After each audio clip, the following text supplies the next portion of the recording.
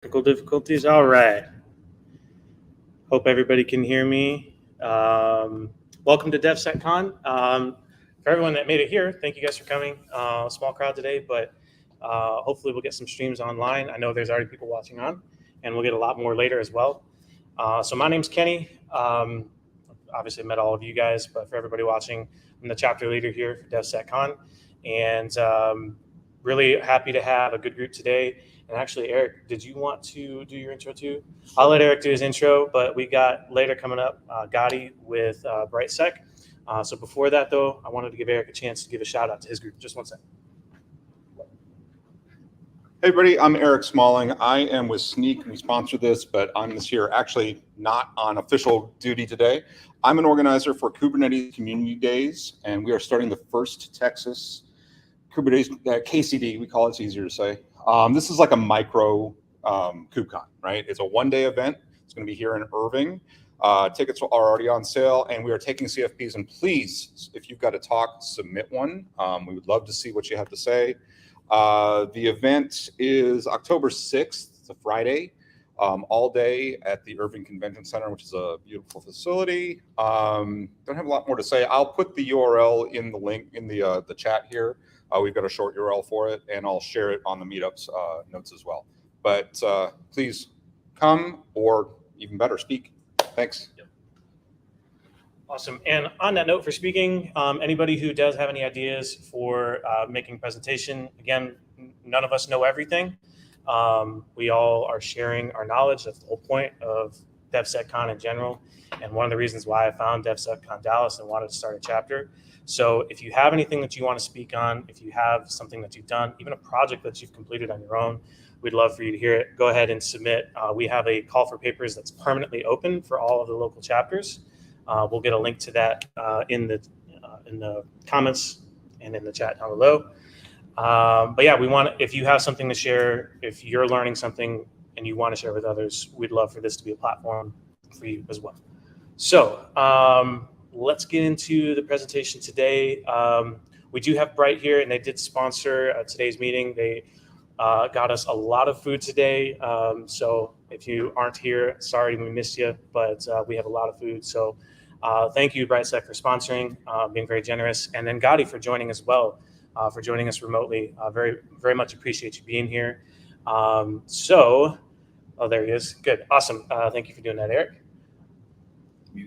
Okay. Gadi, go ahead and take it away. Sure. Should I present now again, or I guess, yeah, right?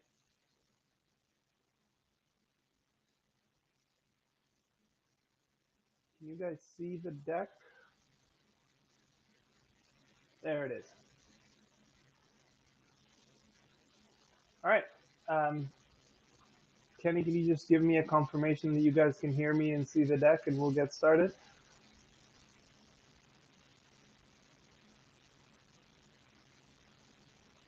Yes, no?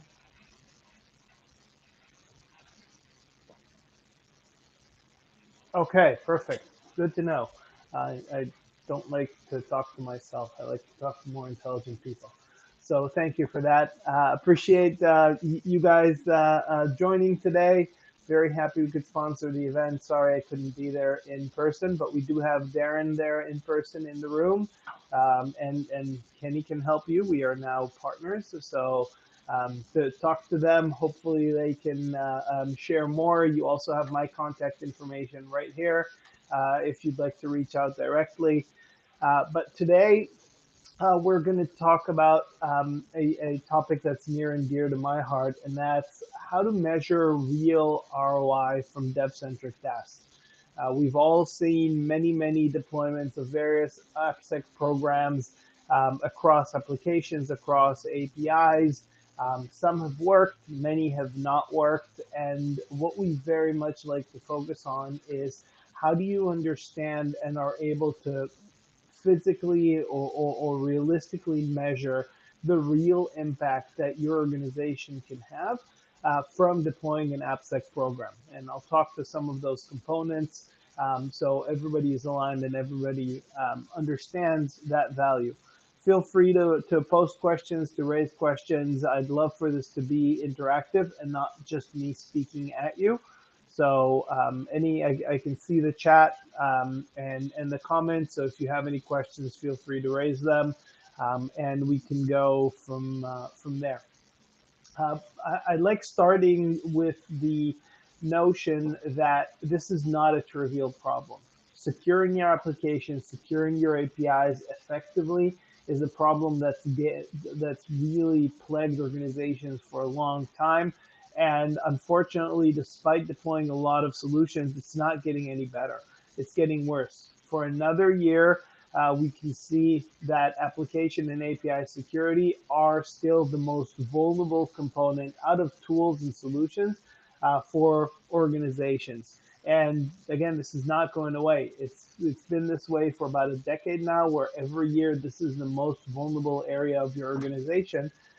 It's a big challenge for AppSec people, for organizations, to make sure that they are reducing this risk. There's a lot of proof on various organizations that have been exposed, various data that has been stolen, ransomware, etc. I'm sure you all live this every day. I don't need to go into these, but when we talk to non-professionals that don't do this every day, it's important to show them the stats, because they don't realize how bad it really is. But when we start looking at the contributors to these problems, there are multiple factors that go into this. The first one is really the fact that there is a huge proliferation of APIs and applications out there today. We've significantly increased the velocity of development, increased the velocity of releasing applications, and definitely the advent of APIs and the constant use of APIs everywhere has made this problem much more significant for organizations. If you just had one application, a couple of APIs, it was much more controllable. And now that you have hundreds or thousands of APIs and applications, it's much harder to keep up. The second component is we are no longer developing or releasing at the pace that we used to. Most organizations have now adopted DevOps practices. They are releasing continuously. We literally have customers that are releasing thousands of times per day. Every day they're releasing thousands of times. And if you're trying to use old AppSec practices and trying to keep up and have an AppSec team that is running after the developer like on a hamster wheel, they just can't keep up. There's not enough AppSec people out there. There are not enough healthy AppSec practices to be able to keep up. And that means that this problem and this challenge is getting worse and worse. There's a very clear stat on that, depending on where you look and what the source is that you look. The comparison, and by the way, sorry for some of the screwed up fonts. We converted this to PowerPoint in the last second. So I'm using the PowerPoint version. But the numbers are showing that the ratio of AppSec professionals to developers are anywhere from 1 to 150 to 1 to 500, which means that AppSec is very, very much in demand and very much in understaffed situation. And that is not something that is sustainable if you're trying to keep up with the pace of continuous development. I actually recently just talked to a CISO and I showed this to him and he started laughing. He's like, I wish I was at 1 to 500.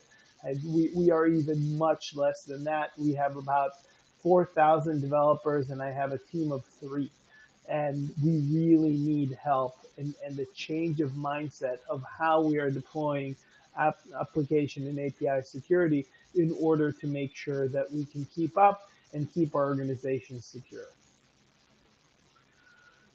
How does this actually look, right?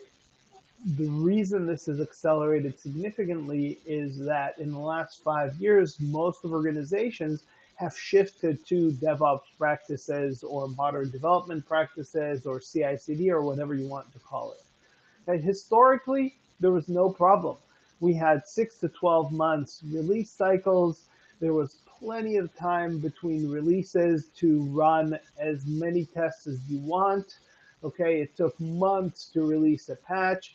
You had, as the AppSec team, 30 to 60 days to test your applications and make sure that you are running all the manual pen tests and everything that you wanted to run to make sure that they can be covered and there are no vulnerabilities. But that has all changed. Now that we're looking at multiple releases per day, the pen testing just can't keep up. There's no way that if you rely on the AppSec team or external pen testers or internal pen testers or a red team, that they can keep up. And the result is that now you have hundreds of releases that just go untested. And even if you have deployed automation and testing late in the development lifecycle, and we'll talk about that in more detail in a second, you're still too late. And you're releasing vulnerable applications and APIs into production and creating a situation where now you're starting to run after the production environment to make sure that you're trying to remediate those vulnerabilities that are in production. Okay? And there are facts behind that. Okay? If you're using a legacy, and we're talking specifically about DAST in this case, Sneak, who you just saw, has been doing an excellent job in static analysis and SCA. But there are other components, and that key component there is really dynamic application security testing. When we look at ROI, we're looking at a number of different factors. Okay? Today, in most organizations, almost 90% of organizations are saying that they are knowingly releasing vulnerable applications and APIs into production, because by the time they find these vulnerabilities, it's too late in the development lifecycle, and that means that they have to release and then scramble.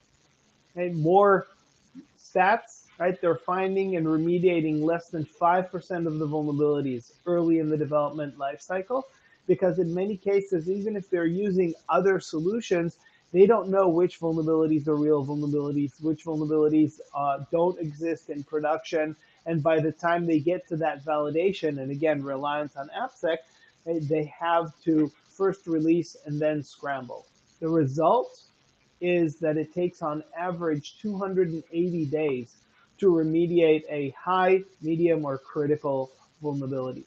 That is more than 9 months where these vulnerabilities are sitting in production, and that is just not acceptable. And the other thing is that no matter what you do, if you do have these vulnerabilities, and this number is actually probably a bit higher now, you are seeing that it costs almost $8 million to deal with a significant data breach that you have in your organization. However, there is hope. What we're seeing from organizations that are deploying dev-centric DAST, and we're talking here about very large organizations. Some of our partners are top 10 global banks, top 10 global cybersecurity companies. So this is impact that they're seeing at scale across thousands of applications and thousands of APIs. They're able to get to a point where they have confidence in more than 50% of their releases. And they know that more than 50% of their applications and APIs have been validated. It's not perfect, right? But it is a significant improvement from only being confident in 14% to being confident in more than 50%.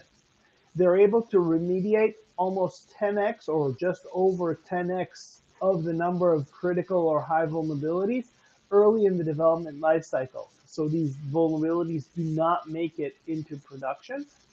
And the key thing there, and we'll talk about the snowball effect, but the key thing here is that if you actually fix a vulnerability right within the IDE, right as the developer is working on it, you are going to fix it 60 times faster than if you fixed it in production. There's a lot of research that shows that. The key thing there is that that translates into, if I'm fixing it right here as part of the development process, it takes me an hour. If I'm fixing it in production, it takes me 60 hours, which is a whole sprint. The problem is that you can never find the time to dedicate a whole sprint to fixing security vulnerabilities, and that's why it takes you more than 9 months to get to them. Because we're able to reduce many of the vulnerabilities, we're seeing that the higher vulnerabilities are being fixed within less than 5 months, and we're striving to get to a point where it's much faster than that. And the other thing is, if you think about the processes and the alignment between the teams, now each part of the team, developers are doing their work, AppSec is doing their work, instead of just relying on each other and having an antagonistic relationship. So giving organizations the right tools to do this correctly is very, very important. The bottom line, if you do get a data breach, it's still going to cost you the same, but the probability of having one is much, much lower if you do deploy these. And this is all tangible ROI. We work closely with our partners to make sure that they can actually do an ROI analysis and understand how much time or how much development capacity are we going to save by doing these things right? How much are we going to achieve by reducing the risk to our organization, etc., which is all very, very important.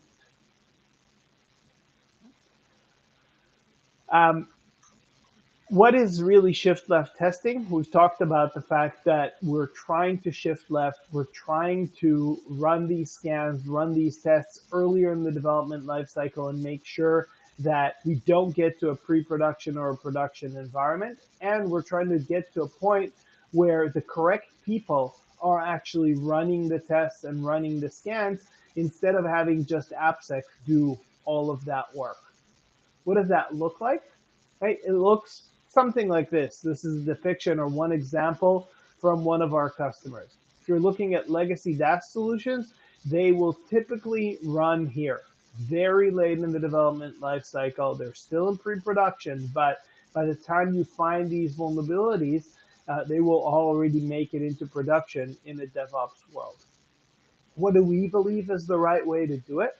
And the right way to do it is start as early as your developer writing to the IDE, and it can be a Visual Studio plugin, it can be a JavaScript or Java framework plugin, it can be a plugin into unit testing solutions that you are using within your environment and adding vulnerability or security scans to unit tests that you're already doing for your functional application, etc.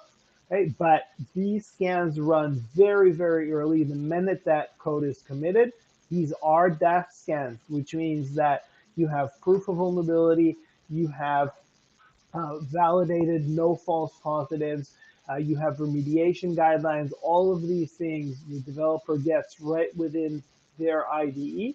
And you can see that these are run by the developers that early. And what it turns out is that about 60 to 70% of the scans are actually run at this very early stage. And you find more than 50% of the high critical vulnerabilities at this point. But you don't find everything, right? Because some things just don't manifest at this point. SQL injections, for example, or SSRFs, etc., will only manifest at a later stage once you add in a database, once you do additional things. So you run iterative scans at a later stage. And here you can decide, is it QA that's running them? Is it the developers that's running them, etc.? But you can see that we're aligning the person in the organization who's running the scans to be the correct person and to find the vulnerabilities as early as possible in the cycle. And then you continue building on that in an iterative manner. You learn from each step and you make sure that you are finding and remediating vulnerabilities as early as you can in the cycle. So when you get to the pre-production stage, you're dealing with a much smaller set of vulnerabilities. Now that's the whole idea of really the shifting left, and that's how you're able to achieve this ROI that we talked about a couple slides ago, because now you're right-sizing or you're optimizing your development cycle and your AppSec cycle, and you're aligning the two. What's happening today is that development is running at this pace and AppSec is running at this pace, and the two just don't align. You're aligning the two so they're running together and can collaborate together. We talked about the snowball effect and really the math behind why many organizations are falling behind if they don't deploy the right tools and the right practices. Okay? And it's simple math of security debt. If it takes you 2 weeks to solve a security vulnerability, remember we said if it takes you 1 hour early in the development lifecycle, it'll take you 60 hours, which is almost 2 weeks later in the stage, right? And you are adding a couple of vulnerabilities every deployment cycle. Let's say you're in 2 week cycles.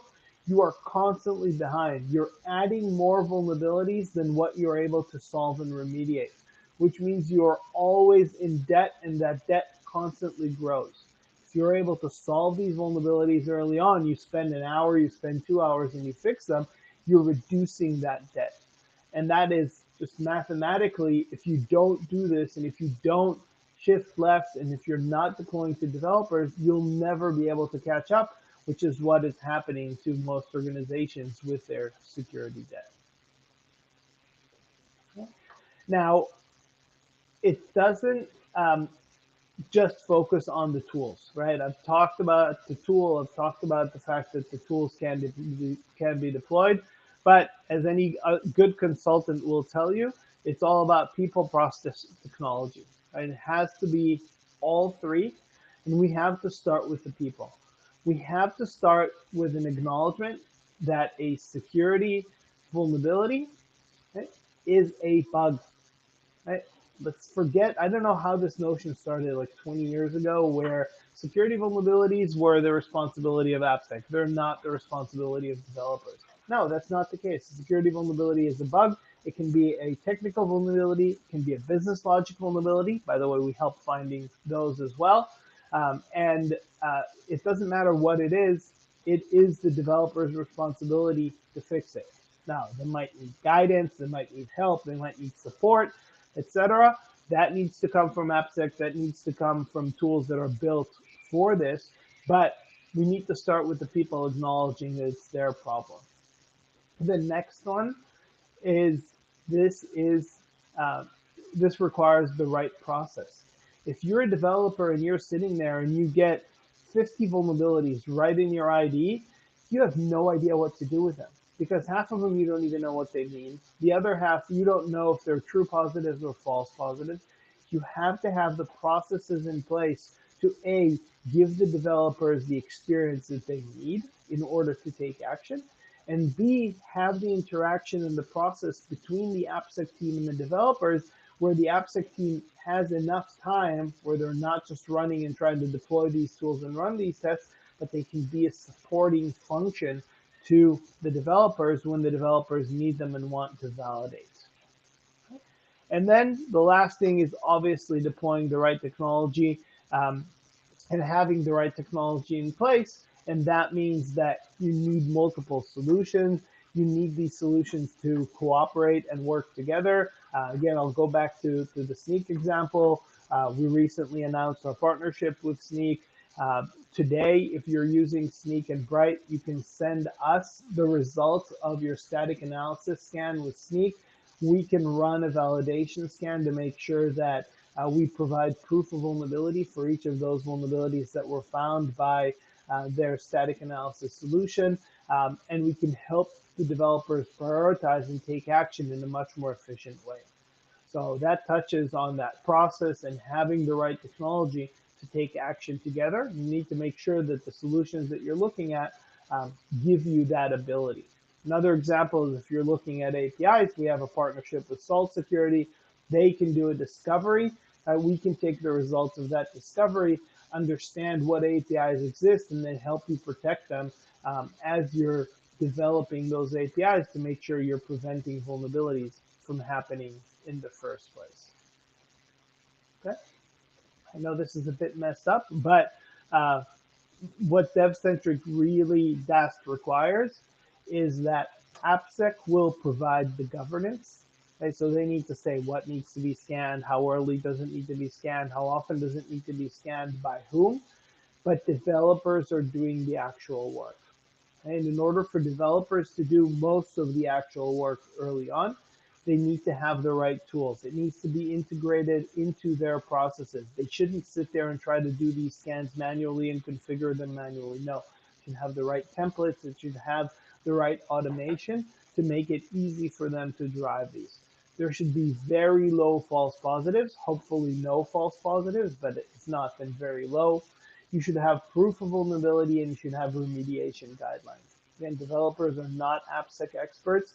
They need to be guided through this process to make sure that they can be effective in solving these vulnerabilities early. And they need to understand the ROI for them. It's important to talk to your dev organization and say, look, it's not that you're not going to solve these issues. You have two options. Either you solve them early and you spend very little time to solve them, and we will make sure that we don't make you go on a wild goose chase and give you a million vulnerabilities that you can't fix or are not relevant. We'll make sure that you just get the right ones, or you'll have to fix them in production, and that's going to be a lot more work and a lot more heavy lifting. So it's important to have these things in place to make sure that you're successful. That doesn't eliminate the need for AppSec. AppSec still has a very, very important role to play in this entire process. As I said, they provide the governance. They say what needs to be scanned, how does it need to be scanned, etc. But now it frees up your time to make sure that you are doing the higher level things that you need to do, like making sure that you guide the organization on, hey, we have specific types of vulnerabilities that are common and we need to train our entire organization on these. Or we have specific groups in the organization that need more help in specific areas. Or these are the information and these are the findings we have to communicate them up to management and make management more knowledgeable and more efficient in addressing these issues going forward, etc. So you free up AppSec's time to actually take all these steps and make sure that they can actually do their job and not just constantly run on that hamster wheel to try to keep up with vulnerabilities. There is very clear ROI behind this. As I mentioned, as you start looking at the different areas of reducing the risk of vulnerabilities, making your development team more efficient, aligning more between AppSec and developers, improving your team satisfaction, saving time remediating vulnerabilities, there's a very, very clear ROI behind this. And we are happy to help any organization understand and communicate that ROI very effectively. Okay, I just touched on all these points, so I won't belabor them, but definitely, just like DevOps, it helps drive higher quality in your applications, higher quality in your code, and making sure that you really drive competitive advantage for your organization. Before I wrap up, I want to go back to the ROI. It's important to understand the very significant impact that deploying these right solutions with the right processes can have within your organization, and making sure that you can significantly reduce the risk, remediate vulnerabilities or find and remediate vulnerabilities early. If you do get into production, you can fix things much faster and you can save a lot of time by deploying the right solutions and making sure that your team is actually happier. Your developers will be happier, your AppSec team will be happier. That leads to longer retention within the organization, so that 1 to 500 people that you have, they won't leave you because they're actually happy and they feel like the organization is giving them the tools they need in order to do their job effectively, and they're letting them collaborate with their peers effectively. So that's really all I had for you. I assume that sitting there in the room for 30 minutes is enough, and you don't need to hear more than 30 minutes from me. Would love to continue the discussion. We are constantly posting on our blog. You can follow our blog here or our website here or us on LinkedIn. We have a lot of content that we share to make sure that we support the community in driving and delivering these solutions. Would love to interact more. If you'd like to ping me directly, again, my email is Gadi@BrightSec. Pretty simple. Darren is in the room. Kenny is in the room and can help you. Would love to continue the discussion from here. Oh, and enjoy the food. All right. Thank you, Gadi. I'm having a little bit of audio issues in here. I should be hearing that up there. I'm not sure. Well, do you have your stream up? I don't know if anybody can hear me, but I'm not hearing it here. So, You're live.